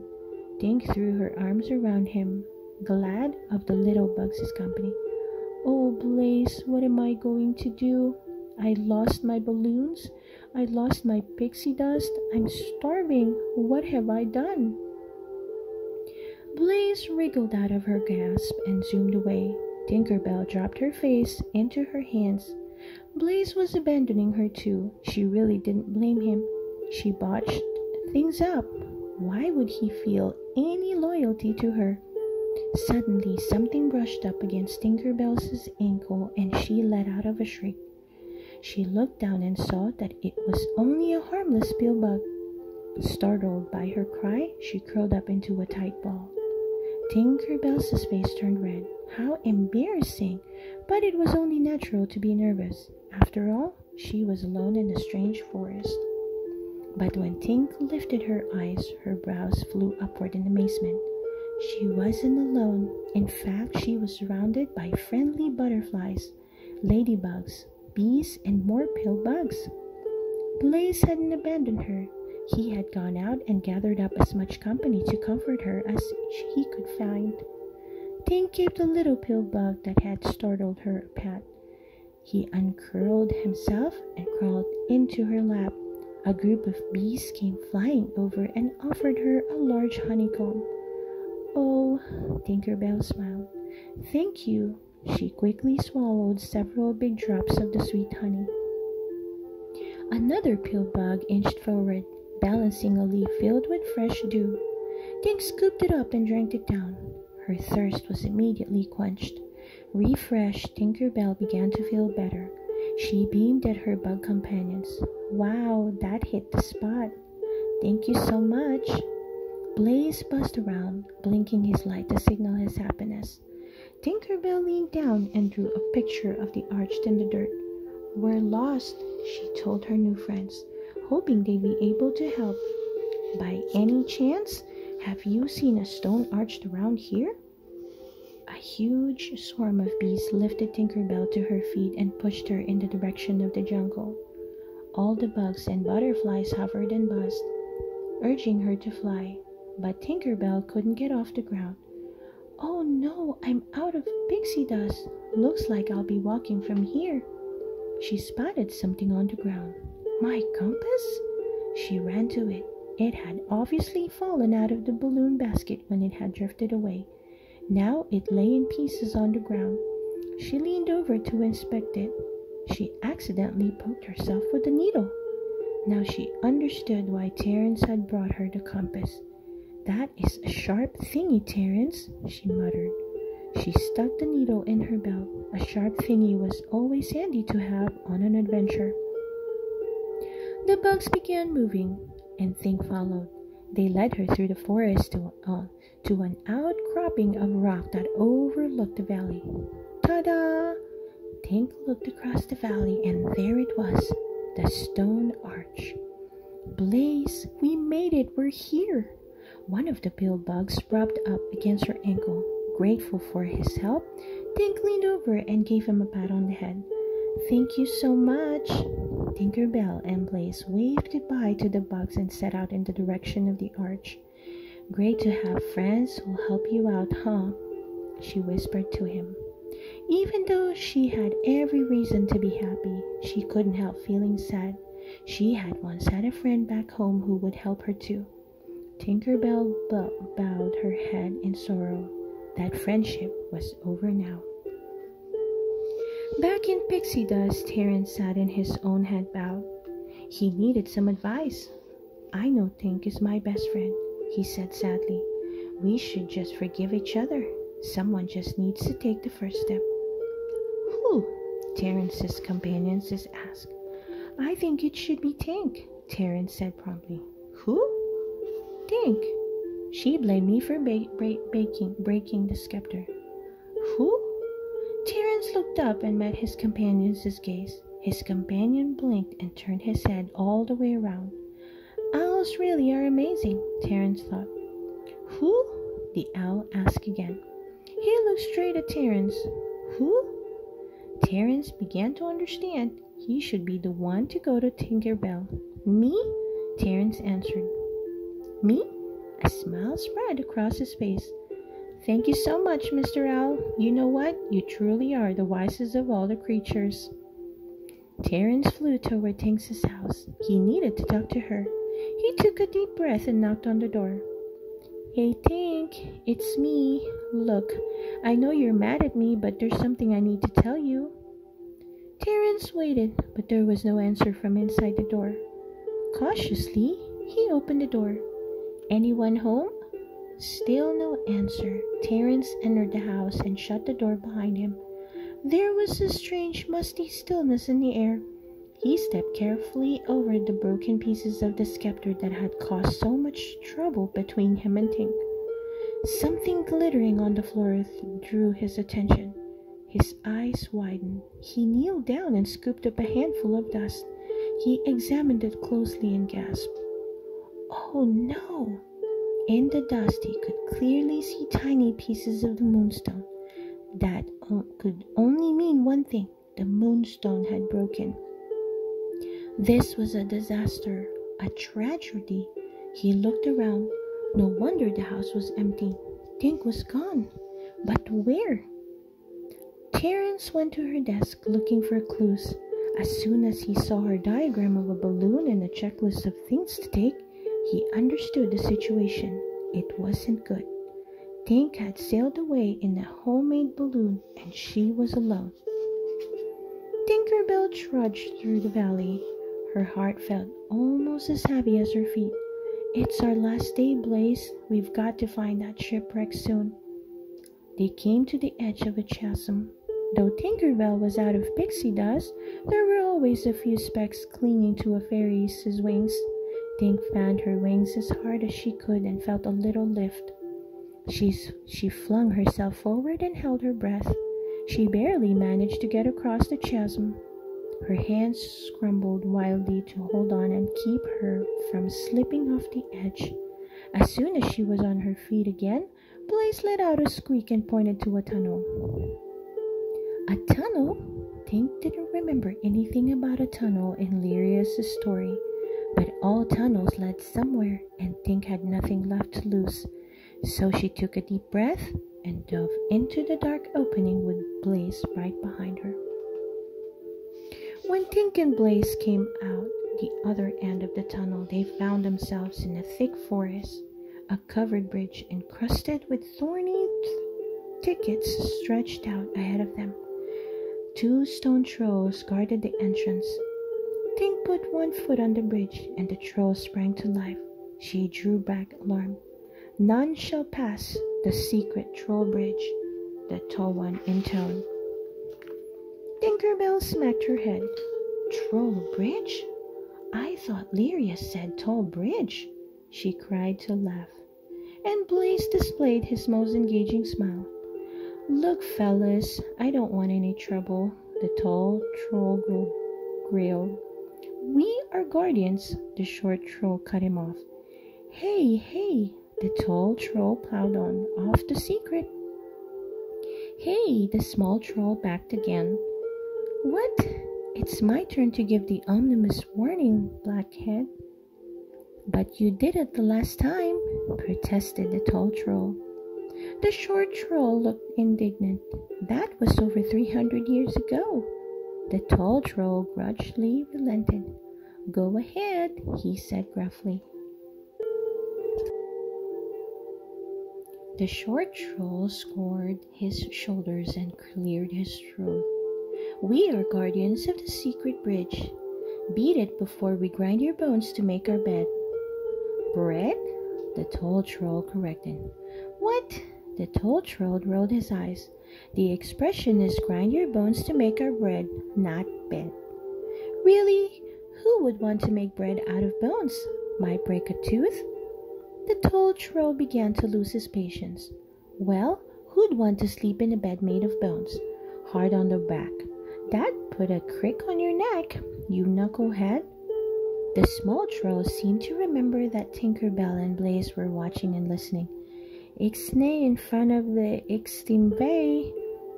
The tall troll was too insulted to worry about what Tinker Bell and Blaze thought about them. He was just eager to hurl an insult back. Timble, googly eyes, waxy ears. Tinker Bell and Blaze looked at each other in disbelief. These two were clearly not serious about guarding the bridge. If they wanted to waste time standing here and trading insults, that was their business. But Tink had a magic mirror to find. She started forward. "Excuse me, I need to get through." The two trolls snapped to attention. "None shall pass," they proclaimed in what sounded like an official troll voice. Now Tink was mad. If these two goofballs thought they were going to stop her, they had another thing coming. Tink put her hands on her hips and thrust her face forward. "Do you have any idea what I've been through here? I almost got attacked by bugs and bats, and got blown all over the place by the wind, and almost starved to death to find a mirror that grants one last wish, which I wouldn't have even needed if Terence had taken his time finding me a sharp thingy instead of making me break the moonstone. And then he didn't even share his pixie dust because he cares more about the stupid rules than he does about me. And if that wasn't enough, he even went and tried—" Whoa, cautioned the tall troll, interrupting. Hang on. Who's Terence? Is he a friend of yours?" asked the small troll. "Well, yeah, he was my best friend, but you're not very nice," commented the tall troll. "Hey, don't you judge me. You've been yelling at each other since I got here." She looked over at Blaze to make sure he was still with her. Blaze crossed his 6 arms over his body and nodded at Tink, letting her know that he had her back. "He knows I don't mean it." The tall troll looked at the short one. "Don't you?" The small troll gave him a sentimental smile. "You old softy." The tall troll smiled too. "Like when I call you wart face? Or when I called you a big nose? Booger breath." This time there was little edge in the tall troll's voice. "Now," to the tall troll was gently annoyed. "Whistletoes," he said, daring the small troll to try to top that. The small troll hit right back and "Badger brain." "Garden Ginemo," the tall troll thundered, delivering what was clearly the most annihilating insult in the troll arsenal. The small troll seemed to crumble. His face fell. His eyes filled with tears. He whispered, as if he just couldn't believe that his oldest and dearest friend could have said something so hurtful. "Garden Ginemo." The tall troll was immediately apologetic. "Oh dear, I don't know where that came from. I crossed the line." "Say the magic words," sniffled the small troll. "Go on." The tall troll looked around as if to be sure no one could overhear. Tinker Bell eagerly leaned forward, determined to catch what they were saying. Magic words? Maybe they were the magic words she would need to speak to the mirror in Incanta. The tall troll finally spoke. "I'm sorry," he said, giving the words great weight and emphasis. "Do you mean it?" the small troll asked weakly. "Absolutely." The small troll considered it. Then he smiled broadly. "Then I forgive you." "France?" "France," the small troll confirmed. "Come on here, buddy." Even though those weren't the magic words Tinker Bell had been hoping for, she couldn't help smiling as she watched the troll's embrace. It was a terrible thing to see good friends fight. Blaze nudged Tink and flickered his light. She gave him a nod. Now was the time to cross the bridge, while the two trolls were paying more attention to each other than to her. "You're right," the tall troll said, switching tactics. "I am the best," he said with a smile. The small troll rose immediately to the bait. "So now you think you're better than me?" Quietly, Tinkerbell began to tiptoe past them, leaving the trolls to enjoy their favorite activity, bickering. Tinkerbell and Blaze pushed forward on their journey. It was a long and exhausting haul. With every passing hour, Tink became more and more anxious. Time was slipping away. If they didn't find the mirror soon, it would be too late. "Blaze," she said suddenly, "listen." She heard the unmistakable sound of surf breaking on a beach. She lurched forward, plowing through brush and branches until she finally came upon a breathtaking sight. A jagged, rock-strewn beach with the remains of a wrecked ship washed up on the shore. The ship that sank but never sank. "Blaze, this is it." She ran toward the hulk with Blaze flying behind her. "We've got to find the mirror and fix the moonstone." The closer she got to the wreck, the spookier it looked. She approached with caution. The ship looked as if it were haunted. Barnacles clung to the beams. Cobwebs draped over every surface. Rotten ropes and rusted pulleys swayed in the breeze, groaning and squeaking. She stepped inside and shivered from the cold. Why couldn't the mirror be in a bunny-filled meadow? She muttered, then stopped with a gasp. There was a monstrous shadow on the wall in front of her. Blaze saw the shadow too, and immediately lifted his fist ready to fight. But then Tink smiled. She realized that the monstrous shadow was actually the result of Blaze's light shining in the walls of the ship. Tinkerbell made glowing sound and moved Blaze back and forth so that this light created a shadow puppet show. They both laughed, but abruptly stopped as their playful giggling echoed through the ship, turning into a maniacal cackle. Now they were too frightened to laugh, but the trick of the light gave Tink an idea. She took off her headband and wrapped it around Blaze so that she could direct the beam he was making. Blaze, always happy to help, shone as brightly as he could.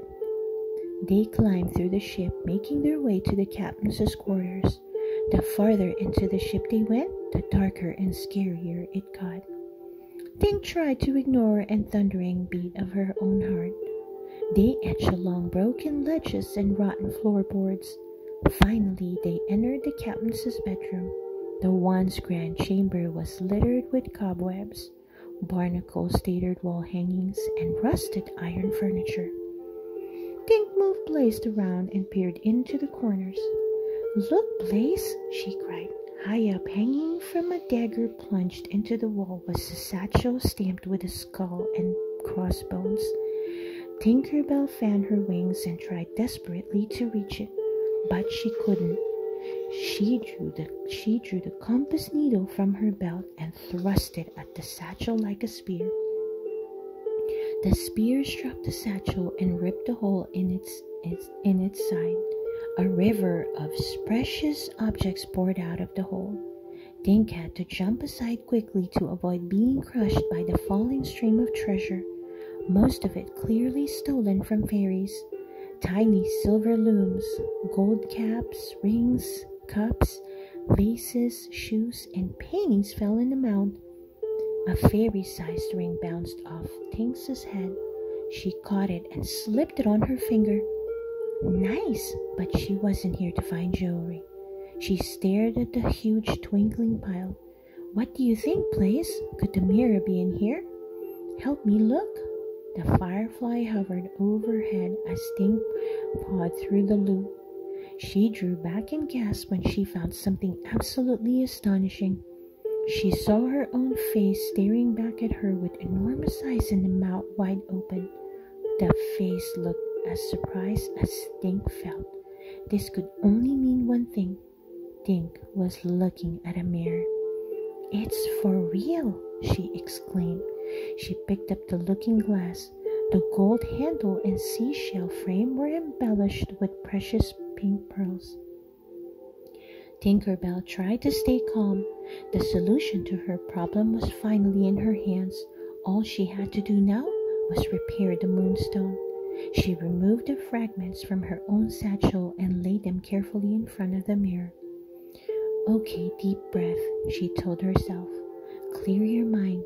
You only get one shot at this. Here goes." Tink lifted the mirror. She looked directly at her reflection and was just about to speak when Blaze flew right past her ear. Tink shook her head to clear it and prepared to start over. "I wish..." Blaze flew around Tinkerbell's head in giddy excitement. Good grief! Blaze was as distracting as Terence. Can't he see that I'm trying to concentrate? "I wish..." she began again. Tinkerbell whipped her head around. "I wish you'd be so quiet for 1 minute," she blurted out. Instantly, the buzzing stopped and Tink's irritation subsided. "Thank you." She turned back to the mirror and watched her own expression turn to one of shock when she realized what she had just done. Horrified, she looked back at Blaze, who continued to fly in circles, making absolutely no sound at all. Tink's eyes widened with dread. No, no, no! Her hands gripped the mirror and throttled the handle until her knuckles turned white. "I take that wish back. Please don't let it count. That wasn't my wish." She whirled around and lashed out at Blaze. "Look what you've done! This mirror was my last chance. This is your fault." Her shoulders slumped. She closed her eyes, trying not to cry, but she couldn't stop the tears. Blaze nudged her arm and tried to speak. All he could manage was a sad squeak. Tinkerbell put her hand on him. "I'm sorry, Blaze. It's not your fault. It's mine, all mine." Blaze laid his head on her knee like a puppy. Tink was touched by his ability to forgive so quickly. Why couldn't everybody be like Blaze? Why couldn't she? Why couldn't Terence? She missed her friend so much. "I wish Terence were here," she said out loud. "I wish we were still friends." She gazed at the mirror. There was no magic left in it now, only the reflection of her own heartbroken face. One of her tears fell onto the glass. Suddenly Tink heard Terence's voice. "We are friends, Tink." Tink held up the mirror, her tear cutting a track through the dust and grime. She could just barely make out the shape of another face in the reflection. Terence's face. She drew in her breath. "Terence?" she said to the mirror. "I'm so sorry." "I forgive you," Terence said gently. "I miss you so much," Tink sadly told the face in the glass. "I miss you too, but think, why didn't you tell me about the moonstone?" "I didn't want anyone to know. I didn't think I needed any help. Terence, I was wrong. I wish you were here." "I'm here," the reflection told her. "I know you are," Tink said, "but I mean really here with me." "I'm really here with you. No, I mean right next to me." "Tink," the reflection said, "I'm standing right behind you. You're looking at me in the mirror." Tink turned, and there he was, right there, right beside her, just like he said. She threw her arms around him. "Terence, I'm so sorry." Terence hugged her back. "I'm sorry too. You were under a lot of pressure and..." Blaze flew over and tried to squeeze between them. "Hey, who's this?" Terence asked.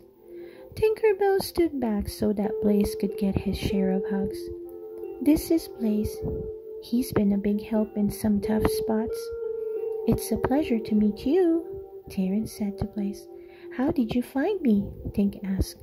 I flew all night and all day over the sea. It's a good thing you left that trail of pots and pans across Neverland, Terence explained. Then, just when I was going to run out of pixie dust, I stumbled into that flying machine of yours. That thing is awesome. I only had a pinch of dust left, but it got me all the way here. You found my balloon? Where did you get the dust to make it this far? I borrowed a little extra. You broke the rules for me? I knew you needed help. Tink was about to throw her arms around her one more time when she saw something emerging from the shadows. Terence, look! A rat appeared, then another. Soon Tink and Terence were surrounded by a pack of rats, and they looked hungry. The fairies didn't lose any time. Terence grabbed a satchel with the moonstone fragments. Tink pulled the compass needed from the wall and stuck it in her belt. Only one thing left to do now. Run! Tinkerbell and Terence took off as fast as they could. Blaze flew behind, trying to provide cover. They dive-bombed the rats, using his loudest blast and brightest light to distract and confuse them. More rats came pouring out of every dark hole and crack in the ship. Terence grabbed Tinkerbell's hand and pulled her along through the disintegrating grandeur of the rotting ship. They ran over a globe, slid across the curved surface, and landed on the granite piano, which let out an ominous and out-of-tune chord of protest. Hold on, Terence said. He grabbed a tattered curtain ribbon with one hand and wrapped his other arm around Tink's waist. They swung across the room. Halfway across, the ribbon snapped. They plummeted, landing on a stack of old dinner plates. The stack teetered for a moment, then began to slide across the table. Tinkerbell and Terence held out their arms for balance as they rode one of the plates like a sled. They made a graceful leap to safety just before the plate hit a banister and shattered into pieces. Terence grinned. That was kind of fun. The fun didn't last long though. More rats, an ocean of rats, came rushing at them. Terence pointed toward a crevice in the ship's wall. There's a way out. Tink and Terence tried to squeeze through, but the crevice was too tight. They would have to pry away one of the boards. They tugged at one of the planks with all their might. It wouldn't budge. Terence, buy me some time, Tinkerbell said as she pulled the needle from her belt and tossed it to him. He turned, wielding needle like a sword as the rats closed in. Back, he yelled, whisking the needle back and forth to hold them at bay. Back! Tinkerbell and Blaze slipped behind a pile of debris for cover. Suddenly, Tink had an idea. Rummaging through her satchel, she found a mirror and some dirty cobwebs. A few deft movements later, she was ready. She peered over the bank of debris and saw one of the rats knock the needle from Terence's hand. The rat lunged. Terence dodged just in time. But when he turned, he was greeted by a group of rats with their teeth bared. They were beginning to close in when suddenly their eyes were distracted by something. The rodents fell back, squeaking in fear. The huge shadow of a monster loomed on the wall. A bone-chilling growl echoed through the ship. The shadow began to move and grew even larger. That was it for the rats. They turned and ran, climbing over one another in panic. Their shrieks and squeaks gradually faded as they disappeared into the most distant reaches of the hall. Are they gone? Tinkerbell whispered. Terence stood very still and listened to be sure. Yeah, let's go. Tinkerbell took one last look around before putting her props away. The monster had been an illusion created by the mirror, the cobwebs, and Blaze's clever lighting. And the growl had been Blaze, using Tink's folded hat as a megaphone. He was still growling away and having a wonderful time. Tink snatched her hat back and menacing sounds returned to Blaze's customary squeak. Come here, you vicious monster. She grabbed the mischievous firefly and gave him a big hug. Blaze blinked happily. Tinkerbell grinned at her companions. The three of them were a good team. Now all they had to do was get back to Pixie Hollow. That and one or two other things, like fixing the scepter and figuring out what to do about the moonstone. But at least now, she wasn't trying to do all those things by herself. Terence had left the balloon tied to the mast of the pirate ship. Very carefully, the three friends climbed the rotten rigging and scrambled into the balloon's basket. "How are we going to fly this thing?" Terence muttered, untying the ropes. "I used the last of my dust getting it this far." Tinkerbell rummaged around in the bottom of the basket. "With any luck, my pixie dust bag should be around here somewhere." "Uh-huh." She held up her little velvet bag and tossed it to Terence. "Here, is it enough?" He untied the strings and looked inside. "It's enough," he confirmed. "Anchors up?" Tink saluted. "Aye, aye, Captain." Blaze mimicked her salute. "Just a little bit of pixie dust up front will get this baby going." Terence rubbed some dust on the bow of the balloon. "There, that should do the trick." The bow began to glow, then it lurched into the air as if it were excited to be released from its tether. Terence fell back against the rudder and grabbed it, straightening their course. Soon, they were sailing over the water on their way back to Pixie Hollow. On and on they flew, making good time the whole way. By sunset, they were almost there. But Tink's relief at escaping the rats had turned to apprehension over what would happen when she got back home. Her friends seemed to sense the change in her mood. "Are you okay?" Terence asked. Blaze hovered with concern. "What's going to happen when we get back?" Tink asked.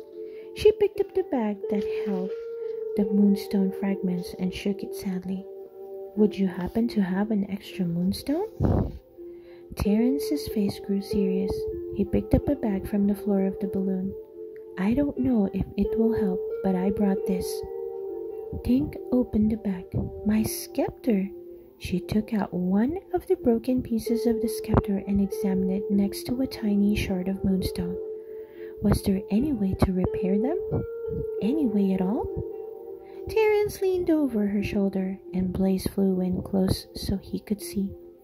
The light from his tail bounced off the mirror and refracted through the shard. Streams of brilliant blue light shot out in every direction. "Terence!" Terence stepped back. "Oh yeah, sorry. I know you need your space." "It's not that," she said eagerly. "I have an idea, and I can't do it without you. Will you help me?" Terence's face broke into a wide smile. Those were just the words he had been waiting to hear. "Sure." Tinkerbell positioned Blaze so that he could cast enough light for her to work. Terence gathered up everything in the balloon that could possibly be used as a tool, and the three of them buckled down to their task. The future of Pixie Hollow depended on them. That night, as their balloon flew steadily toward Pixie Hollow, Tinkerbell and Terence hammered, tapped, rapped, twisted, and tweaked, determined to repair the damage not just to the scepter, but also to their friendship. They politely and eagerly exchanged and accepted advice from each other. It wasn't long before they were finishing each other's sentences and anticipating each other's next move, just like in the old days. "If I turn this, then this can go in here," Tink said. "Wait a second. Do you think this would work?" Terence asked. Yes. Okay, now set it at a 30-degree angle so that the reflected qualities of the moonstone are magnified in relation to the moonbeam rays. You're a genius," Tink said. Little by little, the pieces began to fit together. She pressed a shard into the scepter's handle. "I've almost got it. I just need a sharp thingy." Terence offered. He held out the compass needle. Tink smiled gratefully and took it from him. Yes, that was exactly what she needed. Too bad she had been too stubborn to realize it before. As night fell, Blaze buzzed brighter and the blue moon rose into the sky. Back in Pixie Hollow, the fairies were gathering in the forest for the autumn revelry. Fairy Mary was in a state of panic. Where was Tinkerbell? Where? The ceremony was starting. The blue moon was rising. The music fairies were already sounding the fanfare on their flower trumpets, but Tinkerbell was nowhere to be seen. Fairy Mary wrung her hands and paced, counting frantically to calm herself. She'd been counting for a long time and was way past 10. 1,400, 1,492. Bobble and Clank followed her back and forth, trying to soothe her. Now, Bubble clucked. It's all right, Clank crooned. Tink will be here any second now. Fairy Mary watched Queen Clarion and the Minister of Autumn proceed to the stage. Fairy Gary and the other dust keepers followed. They carried huge cauldrons to catch the blue pixie dust. Fairy Gary's cauldron was the largest. It's a bit heavier than I remember, he said, placing it on top of a holder with a grunt. Fairy Mary groaned and slumped to the ground. The blue harvest moon is high. The moonbeams are almost at their mark. This is a disaster. Clank and Bubble hoisted her back and made more soothing noises, but nothing they could say would help. The Minister of Autumn stuck his head and backstage hissed, Fairy Mary, where is Tinkerbell? I don't know, Fairy Mary wailed. The Minister of Autumn's brows shot up and his eyes bulged. You don't know? Now Queen Clarion had stepped backstage. Fairy Mary, Minister of Autumn, is anything the matter? Yes, Your Highness, said the Minister of Autumn. No, Your Highness, Fairy Mary said at the exact time. Queen Clarion clasped her hands together and narrowed her eyes. Where is Tinkerbell? She asked. Fairy Mary's head began to spin. This was terrible. This was awful. So awful she could hardly get the words out. Well... Fairy Mary cast her eyes upward so she wouldn't have to meet Queen Clarion's stern gaze, and to her utter amazement she saw a huge balloon sweeping down with Tink and Terence hanging from the rigging. There she is, Fairy Mary said with a sigh of relief, so deep she almost fell over again. Hello, Tinkerbell called out, waving. By now, all the fairies who had gathered for the revelry had spotted the balloon. A roar of applause filled the forest. Fairy Mary and the Queen watched as the balloon settled on some tree branches. Tink and Terence stepped out, followed by Blaze. I made it, Tinkerbell said happily. Now that's an entrance, Queen Clarion said. A smile lurked at the corners of her mouth. Right in the nick of time, Bubble said approvingly. The fairies continued to cheer as Tinkerbell approached the Queen, dropping down on one knee. Your Highness, she said respectfully. Queen Clarion gestured to the fairies as to be quiet. When the forest was silent, she spoke. Tinkerbell, at the beginning of the reason you were entrusted with the great responsibility, where is the Autumn Scepter? Fairy Mary squeezed her fist so hard she could feel her nails digging into her palms. Had Tinkerbell succeeded? Tinkerbell lifted her head, and her large eyes were full of apology. There were some complications. Fairy Mary felt the color drain from her face. Queen Clarion turned to look at her as if to ask whether she knew anything about this. Fairy Mary gave a tiny shake of her head. But it's ready now, Your Highness. Tink turned, and Terence handed her something wrapped in a leaf. Queen Clarion led Tinkerbell to the stage. This way, Tinkerbell. Tink placed the shrouded scepter in a special holder in the middle of the stage. Fairies of Pixie Hollow, I present the Autumn Scepter. Tink whipped off the leaf, and Fairy Mary felt her eyes bulge and her heart stop. If that was a scepter, then Fairy Mary was a June bug. It didn't look like a scepter at all. It looked like an old hand mirror with bits of golden scepter shards glued all around it. Artistic and, well, beautiful in a Tinkerbell kind of way. But where was the orderly geometric design Tinkerbell had shown them? And where was the moonstone? Fairy Mary peered more closely and realized that the moonstone was in pieces. Once again, her head began to swim. This was a tragedy, a huge disaster. The one and only moonstone was broken. Fairy Mary clenched and unclenched her hands and began to count as if her life depended on it. Actually, as if Tinkerbell's life depended on it. Because if Fairy Mary ever got her hands around Tinkerbell's neck, 1,490. But before Fairy Mary could get the word 5 out of her mouth, the world went blank and she fainted.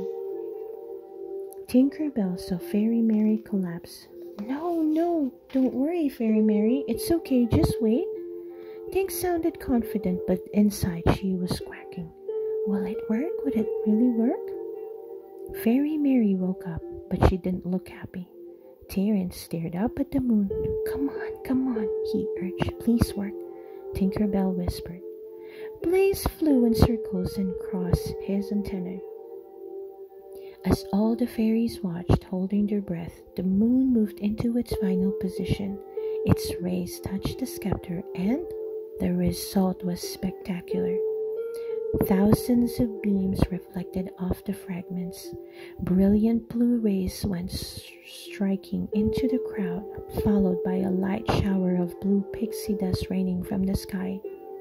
A roar of approval shook the forest. The fairies lifted their hands to catch the dust as it fell. At first, it was just a flurry. Then it turned into a dust fall, then a blizzard. The wonderful magical blue pixie dust piled around them in deep drifts. The Minister of Autumn and Queen Clarion were awestruck. Your Majesty, said the minister, I've never seen this much blue pixie dust before. Indeed, was all Queen Clarion seemed to be able to say. Fairy Mary was too happy and relieved to speak. Fairy Gary stood on a pile of dust that reached all the way to his chest. It's at least 1,000,000 smidges, maybe more. Silver mist flew in giddy circles. This is amazing, she exclaimed, almost out of breath. Fawn created snow angels in the dust. Come on, girls, Rosetta shouted. It's showtime. Queen Clarion held up her hands and called them to order. Fairies of Pixie Hollow, we have celebrated this revelry without interruption for centuries. Tonight, I believe, is our finest revelry ever, thanks to one special fairy, Tinkerbell. Tinkerbell pulled Terence close beside her and pointed at him, trying to get Queen Clarion's attention. Queen Clarion nodded. Oh yes, and her friend Terence. Blaze circled Tink and Terence close beside her, blinking and buzzing, and her new friend. Queen Clarion added, unsure what to call the bright bug. Blaze, Tinkerbell whispered. Blaze, Queen Clarion told the fairies. We owe them all our thanks. The fairies applauded and cheered. Fairy Mary came and gave Tink a hug. I'm so proud of you, she said. Thank you, Fairy Mary, Tinkerbell responded. What made you think of breaking the moonstone into all those tiny pieces? Fairy Mary asked. Genius. Tinkerbell really didn't want to lie, but she didn't want to tell the truth either. Luckily, she didn't have to answer the question, because the Minister of Autumn approached her, holding the scepter. He solemnly handed it to her. On your lead, my dear. Then he turned toward the crowd. All right, everyone, to the pixie dust tree. Proudly, Tinkerbell raised the scepter and began to lead the procession. That's our cue, Fawn told the other fairies. She flew a whistle, and the beautiful special effects began. The sky turned bright yellow as the 21 butterfly salute successfully launched into the air. Silver mist, tadpoles blew bubbles that danced and sparkled overhead. Clank joyfully ran to his fireworks launcher and let her rip. The fireworks split the contraption in two, but didn't matter. It still managed to hurl fireworks into the sky. Sparkling, sizzling, patterns in every color strike this way and that, reflecting off each happy face in Pixie Hollow. "It worked, Bubble, it worked!" Clank hollered happily. To celebrate, he sprinkled a bit of the blue pixie dust on Cheese the Mouse. Cheese took to the air, flying along with everyone else as they soared over the waterfall, over the meadows, and took their place on the pixie dust tree, where Lyria was waiting. Tinkerbell and Terence stood in a place of honor and held up the scepter together. Blaze circled happily, proud to be a part of this momentous occasion. Fairy Gary and the other dust keepers carried in the cauldrons full of the blue dust. They poured the precious magic into the well of the tree, while Lyria recited the poem she had prepared to commemorate the miracle of autumn. A miracle that couldn't have taken place if not for all the fairies in Pixie Hollow. The greatest treasures are not gold, nor jewels, nor works of art. They cannot be held in your hands, they're held within your heart. For worldly things will fade away as seasons come and go, but the treasure of true friendship will never lose its glow. The end. I hope you enjoy listening to the story, Tinkerbell and the Lost Treasure. Please don't forget to hit that like button and subscribe to listen to more of our favorite book stories. See you soon!